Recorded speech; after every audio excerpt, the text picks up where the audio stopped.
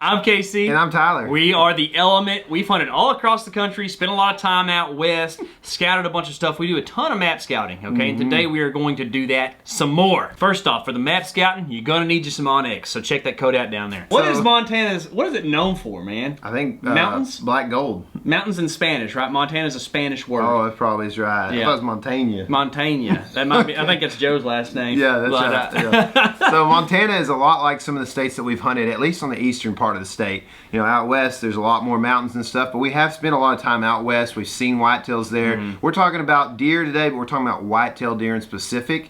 And so we're going to talk a little bit about the notable qualities and also the season structure and some of those things. We are not by any means the law. We don't know the regulations inside and out because we live about as far from Montana in the U.S. as you can. Okay? About as far, yeah. So it's a day's drive, you know, 24 hours. Hardly worth driving to tell you the truth. About near have to fly. And that's actually probably a good point to bring up from the get-go is that it's a state that if you're going to travel to, unless you live in one of the more northern states as is, you might consider flying to Montana to hunt as opposed to driving. Because like you said, 24 hours, right? Yeah. So you've got a couple of seasons in Montana, right? You've got archery, muzzleloader, and like the firearms general season. It's basically from beginning of September through like mid to late December with a couple of little breaks in there to give the wildlife peace and quiet, I guess, for a little bit. I don't know what that There's exactly a youth season in there too or Yeah. something, you know, so like the general hunter can't be in there during youth season, I think. It's a real good opportunity to get cold. So I would want to tag out early in Montana, to tell you the truth. It's way, way up north. It has a pretty rich hunting culture. People from all walks of life in Montana. We know a lot of people from Montana, actually. Almost everyone hunts, which is kind of cool. Like, you know, people go out and shoot animals to eat, which that's what we do as well, but it's kind of just almost has a different feel there. And also there are a lot of mustaches. Yeah, that's right. They really connect to the earth, use all parts of the animal, and they really love putting that hair on their lip. They make, you know, fake use mustaches the tallow out of it. and wipe it down. Yeah. When people look at deer hunting in Montana, typically they think mule deer. So, I mean, I've literally heard people say, you know, they call whitetail the plains rats out there or whatever. They kind of just look down upon them for whatever reason. And that's good for guys like me and KC. They're whitetail, you know, fanatics, basically. One thing that you got to think about when you get ready to go do a deer hunt out in Montana, or several things, but starting out, you look at the price tag. It's pretty steep, but there is a combination license for elk and deer that's pretty affordable if you combo them, right, and you were to go up there a couple of times maybe. But it would be real hard to take a 5 to 7 day trip out of state to Montana and actually kill a deer and an elk. So you may not want to overload yourself in that manner. Montana is a part of what's known as the greater Yellowstone ecosystem, at least a large part of it is, and that also means that there are a lot of grizzly bears in Montana, okay? And that's something that I personally take it very seriously. I don't mess with the grizz. You take Yellowstone, the park, out of it, I think there's more grizzly bears in Montana than there is in any other state, if I remember right. Something to consider, they're gonna be not everywhere in the state, but a lot of places that you don't imagine there being a grizzly, like you could still run into one, you know, in a river bottom when you're hunting whitetail. One of the best things for a non-resident hunter in Montana is that there's lots of public land, so you got lots of opportunity to scout stuff and know before you get there that you can hunt it. Whitetail actually are a little more widespread in the state than what you'd imagine. You know, if you look at Montana, it's kind of divided in half, somewhat like Colorado is, where it's mountains on the west side and plains on the east. But the whitetail really venture out into the west and up at higher elevations than you might expect. Yeah, definitely. There's a lot of whitetails that inhabit river bottom systems still, like we see across all parts of the country. And so with that, you have to be careful because there's some weird, or at least the way I understand them, there's some weird water access rules on some of those properties that are landlocked around the river system. There's a lot of public land in Montana. You got national forests, of course, BLM, WMAs. There's also some other private land opportunities. And also a thing to note, in Montana, state land is accessible. In some, you know, different western states like Colorado, you cannot access state lands unless otherwise noted, but as far as I know, across Montana you can access state land. Yeah, also for trophy potential, sometimes you're probably not going to see huge deer in Montana overall if you compare them to other places, other states, because winter kill, it can be really tough. I mean, winter is tough on those animals, especially out east. These animals have to find shelter during some pretty brutal storms that come out of, you know, off the Rockies and out of Canada. It can be tough. It can knock the age class down, but they also are well fed and they're big animals, so they get big pretty quick too before they have a chance to die in a tough winter. So that's a good thing. Now let's go ahead and dive dive into the maps and look at some of the places that we might be able to find these deer, whether it be in the early season where it's nice or in that late winter season. And now that we're on onX, we're looking at a general overview of the state. We're going to talk about a couple of things that we first think about when we look at Montana and what leads us or drives our eye to a certain part of the map. So KC, what are you thinking? Like I talked about earlier, Montana is like part mountains and part plains pretty much.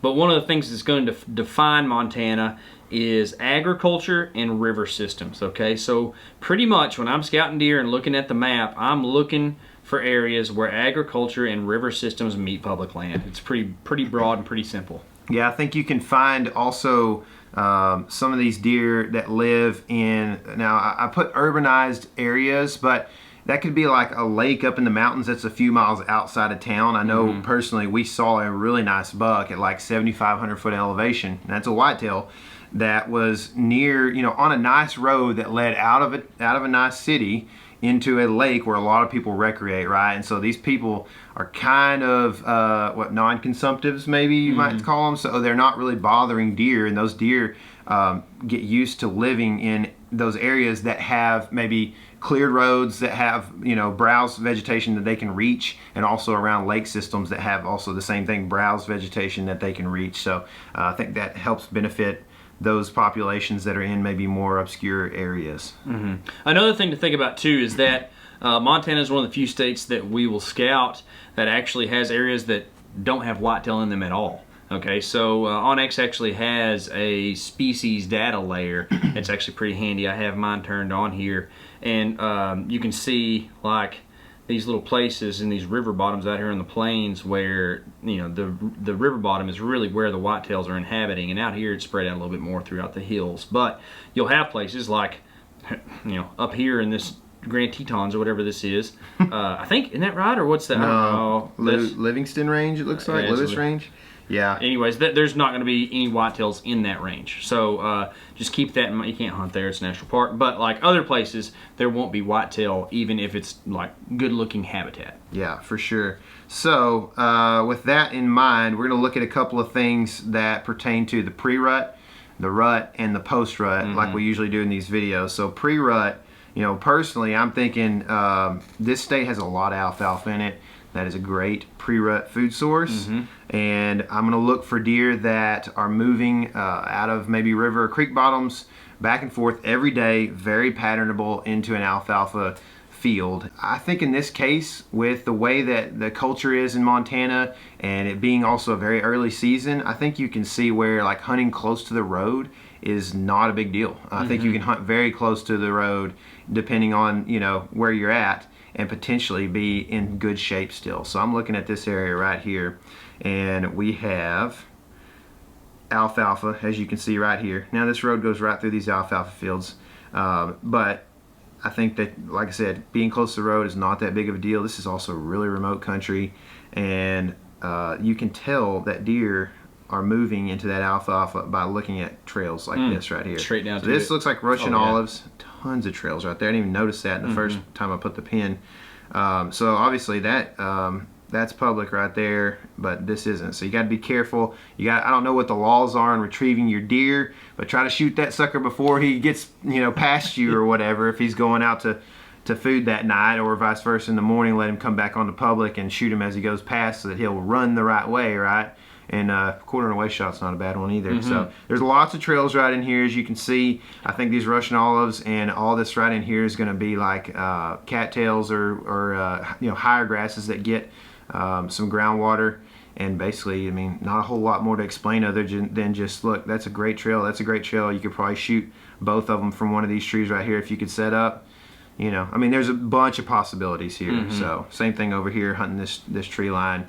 And if you're hunting on a north wind, you know, in the evening, it could be really awesome. It looks like there's a lot of deer there. I like that spot a lot. This is the place I picked, but I'll probably go where you went instead.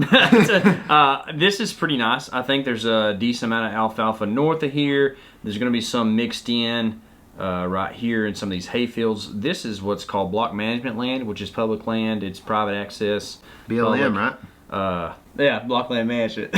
That's it. Isn't it? Block management land. BMA is what it says right there. Yeah. Block management access. Access, that's it. Block, yeah, BMA, block management access. There'll be a few cuts in that. Anyways, this reminds me of like just kind of a quintessential early season spot. It's down on the river bottom where there's a bunch of cover. This is hay and alfalfa. It's going to be freshly cut. I've noticed some of the spots that I've been to in the more northern latitudes, deer will go out and graze or browse around in just regular hay fields just because there is new, really green, supple growth coming out of that. And I just thought it was interesting how these hay bales are right here, and it might add a little bit of a funnel to the deer that are coming out of this river bottom, or you could set up about near anywhere on this property. There's also tall hills right here that you could glass down into here and get a preseason pattern going and then make your assumptions from there. But I like the concept of being able to set up against this hay right here. You feel pretty foolproof in a ground blind, or you could, or in a ground setup, or you could hunt, you know, in the trees as well. I like this as well because it's kind of the only food in the area. You don't have like a big cornfield up in the hills over here or something that is drawing deer the other direction. It's definitely kind of going to be the main food source up and down this river on this side of the river. It's cool. I like this spot a lot, man. So moving on to the rut. A couple things that, you know, I'm thinking about is very generic still. It's river systems, but we talk about it a lot in other rut states, or in other states during the rut. The river system just being a highway, right? And so when I look at this over here by North Dakota, this is a cool little spot. You see that there's, you know, access potentially from, looks like up here maybe or whatever. It's right outside a little town, you know, and this is just like a rut raging festival right here. Like, yes. That's the fairgrounds, you know what I mean? And I noticed that there's not a lot of trails actually out here on this island, but this is one of the better trail systems that I was seeing in, on this aerial right here. And that's just right smack dab in the middle. It's almost like, you know, one of our friends, Tony, says a lot of times, just go down in there and set up, and there's going to be deer, especially during the rut, that make a mistake and don't, you know, they're going to come in with the wind at their tail or at a 90, and they're not going to wind you, you know. And there's going to be so many deer in there that, like, you're going to end up having deer come through and come past you on this. But there are other spots you could definitely fine tune this. That's just a really cool rut spot because there's so much habitat. I think there's going to be a lot of does that typically bed up in this stuff, and there's lots of food around as well. I think it suits does, therefore bucks are going to be moving in and out of this stuff. Good looking stuff, man. Right there next to ag too. It looks real good. My spot is just a very rutty looking spot, but it's out kind of in bleak country on a creek bottom. So this is kind of a hit or miss as far as like maybe all or nothing is the better cliche to use here, where you're going to go in here, set up on a good wind one evening, and you might shoot a really big buck, or you might not see much of anything. But we got a really great alfalfa field on the south end right here. It's along this big river system right here. You got some good cottonwoods and some Russian olives in there. There's deer trails in here, of course. But I thought that, you know, on a north wind cold front, you know, maybe in early November, this is a pretty good pinch, because this right here is going to be kind of a high plainsy looking stuff. Deer aren't going to really want to cross that. They're going to kind of want to do it down here in the river bottom. You can see there's some really good trails right in there. You could set up maybe in one of these trees right here along the river, blow your wind out over the water, and just be foolproof right there for a cruising buck in the rut. So I like that spot pretty good, actually. It's cool. So, you know, now we move on to post-rut. And a couple of things that deer need, especially this far north, will be thermal cover and then also food, you know. So they can make their living, you know, where they're at. But a lot of times the more food you got around, the more concentrated these deer get in the postseason especially. And so now thermal cover can be, you know, it can be evergreens and stuff like that, but it can also be elevation. So with that in mind, I looked for elevation in specific. And this is a cool little spot here. And like I said, I don't know what all you can and can't hunt. So if you're going to go to one of these spots that I'm showing you, you might make sure. I'm just throwing out examples. That's what we're doing, is throwing out examples that you might be able to relay into your own scouting, right? So with this, that being said, this is a big river system, nice big oxbows and islands and stuff that carry a lot of sediment over the years and also grow really nice little trees and bushes. I don't know if these are cottonwoods or what. They look like pretty sizable trees, and there's a bunch of them down in here. Another thing I noticed for the postseason fact is that you've got a lot of stuff that is south facing here and gets lit up in the morning time early on, and you know, deer can be warm on these hills right here if they want to. And then also now, you know, food is a thing to think about, for me at least. There's no ag, right? But this down here is going to stay very fertile, and this stuff is going to be edible probably nearly year round.